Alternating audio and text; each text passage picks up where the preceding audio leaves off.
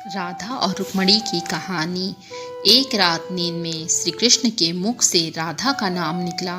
निकट ही सोई रुक्मणी की नींद टूट गई। उनका चित्त अशांत हो गया। सारी रात वह करवट बदलते रही। सुबह सवेरे श्री कृष्ण की नींद खुलते ही रुक्मणी ने पूछा, प्राणनाथ, ऐसा क्या है राधा में जो सोते जागते हर घड़ी आप राधा का नाम जपते हैं? श्री कृष्ण मुस्कुराए, बोले, जानना चाहती हो प्रिय?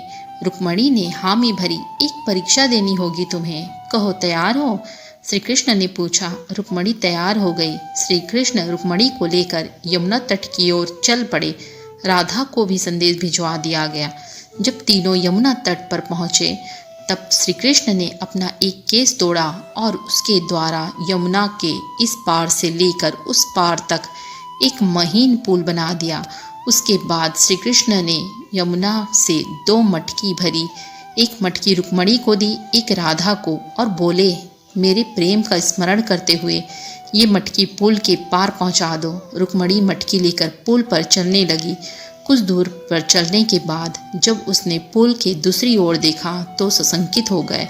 उसके कदम डगमगाने लगे। उसने स्वयं को तो संभाल लिया किंतु मटकी संभाल ना पाई। वह किसी तरह पुल को पार कर गई, पर मटकी यमुना में गिर गई। जब राधा की बारी आई तो मटकी लेकर बड़ी सजगता से वो पुल पार कर गई। यह देख रुक्मणी चकित हो गई। उसने राधा से पूछा, बहन, ऐसा क्या था तुम्हारे प्रेम में जो तुम मटकी लेकर यमुना पार कर गई?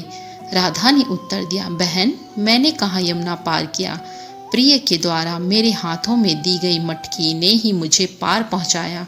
रुक्मणी को राधा के प्रेम की अथाह गहराइयों का भान हो गया। समर्पण प्रेम का मूल है। जहाँ समर्पण है वहाँ पूर्ण विश्वास है। शंका में कोई चिन्ह नहीं। राधा का श्री कृष्ण के प्रति पूर्ण समर्पण भाव था। शंका लेस मात्र भी न थी। विश्वास था कि प्रिय के हाथ में मटकी दी है तो पार भी पहुँचाएगा। इस कहानी से हमें यह सीख मिलती है, प्रेम करें तो पूर्ण समर्पण भाव के साथ करें।